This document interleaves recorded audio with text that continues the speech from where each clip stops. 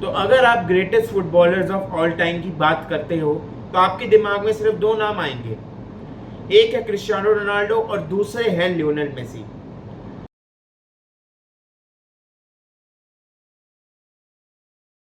हमें पता है कि इन्होंने फुटबॉल को कितना दिया और इन्होंने फुटबॉल को कितना फेमस किया और कितने फैंस अपनी तरफ आकर्षित किए।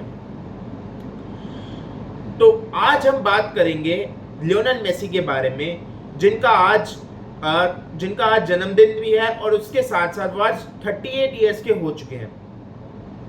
तो आइए चलते हैं, हम डीप डाउन करते हैं लियोनेल मेसी ने कैसे अपनी करियर की शुरुआत करी और उसके साथ साथ वो इस फुटबॉल जगत में उन्होंने अपना कदम कैसे रखा और क्या ऐसी स्किल्स है और जो वो उनको एक बहुत वर्ल्ड क्लास प्लेयर बनाती है। तो आइए हम इस वीडियो को स्टार्ट करते हैं। Lionel Messi, Lionel Andres Messi, जिनको रिगार्ड किया जाता है as a greatest footballer of all time.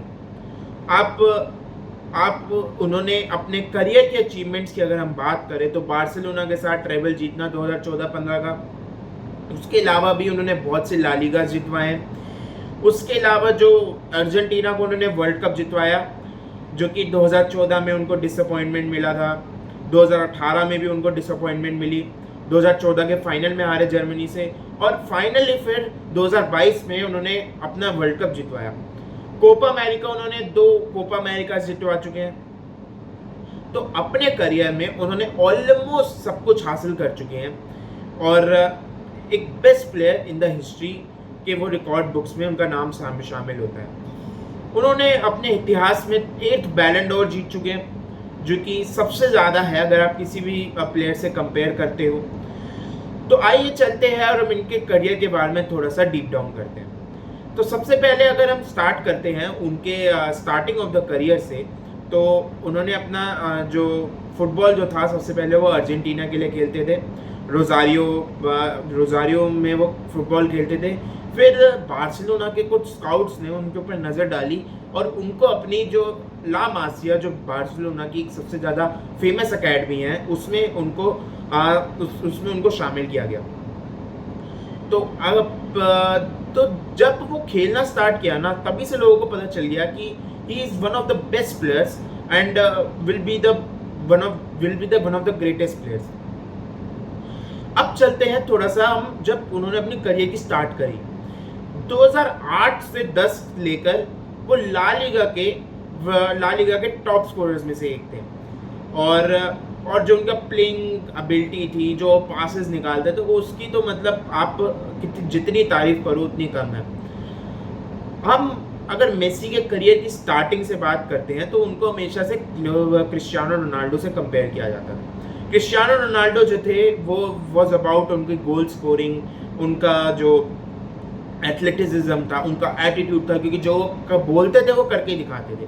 लेकिन Lionel Messi was very different from Cristiano Ronaldo because he was very humble. वो थोड़ा सा शांत तरीके से वो काम करने पसंद करते थे, थोड़े से कूल नेचर के वो थे। बट हाँ आज आपको थोड़ा सा, क्योंकि फुटबॉल एक बहुत एग्रेसिव स्पोर्ट्स है, तो आपको थोड़ा सा एग्रेशन दिखानी पड़ती है, और जो कि लियोनेल मेसी ने टाइम टू टाइम दिखाया भी है। तो अगर हम उसके बाद अगर हम बात करते हैं तो 2010-11 में उन्होंने जो बैलन डोर जीता, जो कि उन्होंने पेप गार्डियोला के टाइम जीता। 2014-15 जो एक ऐसा साल उन्होंने एक बहुत अच्छा रिकॉर्ड हासिल किया था, दैट वाज ला लीगा के टॉप स्कोरर बनने का, और उन्होंने उस साल बैलन डोर भी जीता, जो कि लियोनेल मेसी डिजर्व भी करते थे। अगर हम उनके थोड़े से और आगे करियर के बारे में डीप डाउन करें तो 2016 का तो हार्ट ब्रेक हम कैसे ही बोल सकते हैं, और ये मेसी फैंस के दिमाग में हमेशा रहेगा ही रहेगा। 2016 में जब लियोनेल मेसी ने पेनल्टी मिस करी, तो आप कह सकते हो कि उन्होंने कहा कि मैं ऑफिशियल रिटायरमेंट ले रहा हूँ, और हो सकता था कि शायद हमें हिस्ट्री में उसके बाद हम लियोनेल मेसी को हम कभी देख नहीं पाते, हम ऐसा फुटबॉल जो है हम देखने को नहीं मिलता। बट उसके बाद क्रिस्टियानो रोनाल्डो का लोग कहते हैं कि उन्होंने उनको कंसोल किया और उसके बाद वो फुटबॉल खेलने चालू किया। तो उसके बाद जब उन्होंने फुटबॉल खेलना दोबारा से चालू किया तो फिर दोबारा से अचीव करनी शुरू करी हाइट, और वो दोबारा से उन्होंने अपने आप को एक प्रेस्टीजियस प्लेटफॉर्म पे वो लेके आ चुके थे।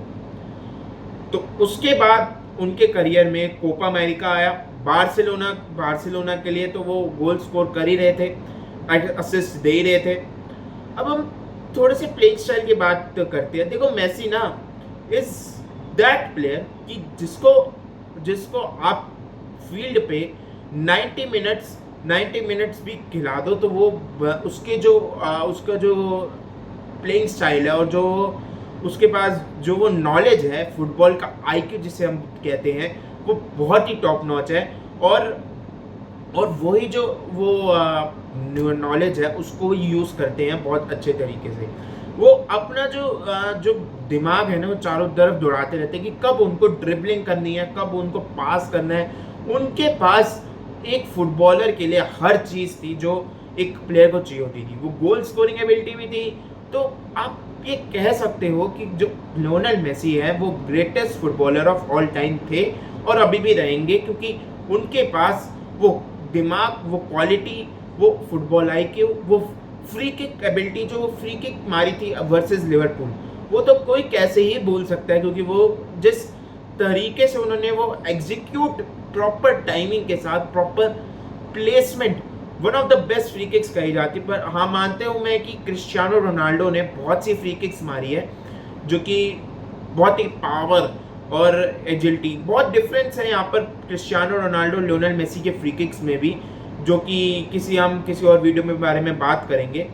But Messi was not just about scoring, Messi was about everything in football.